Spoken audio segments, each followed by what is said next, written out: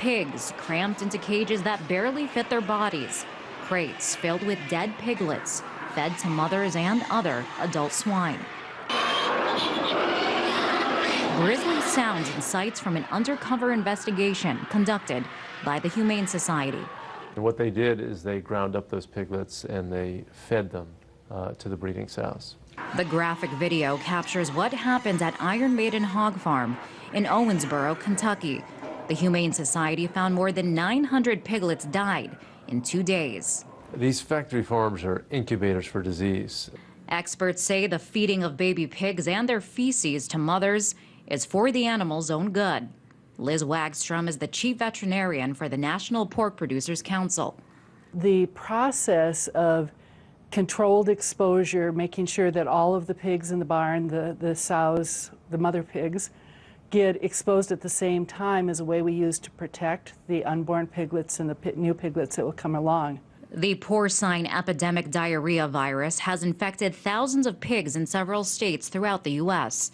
Health experts say it's not harmful to humans, but deadly to baby pigs. A piglet smoothie sounds grisly, but Wagner says it's the only way. It's not an appetizing picture. It's very safe, and it's what we have to do to protect the baby piglets, because there is no other way to immunize or vaccinate that sow. In response to allegations of abuse after the video release, the Kentucky Livestock Coalition says, quote, "Our animals are our livelihood, and the health and well-being of livestock is priority number one for farmers. We won't stand for defaming a producer trying to save his herd during a crisis." But animal rights advocates say industrial farms are a breeding ground for disease and criticize the widespread practice of using gestation crates. The cage is barely larger than the animal's body. Sometimes the sides of the animals are coming out the side of the cage, and they're in this cage for 3 years sometimes, so they're immobilized for their entire life.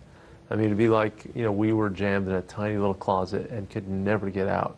A stark contrast to smaller and more traditional farms like this one we visited in the Michigan heartland. When they're outside like this, they're in their environment. You see the tails going back and forth. Businesses like Whole Foods pride themselves in avoiding meat products raised on industrial pig farms.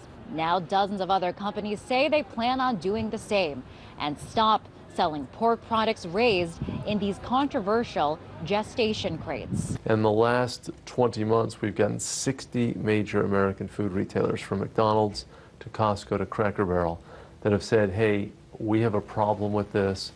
We want you to give us pork that doesn't come from operations that confine the sows in this way. But with an estimated 95% of pork coming from industrial pig operations, it's unclear if or when free-range pig farms will be the norm.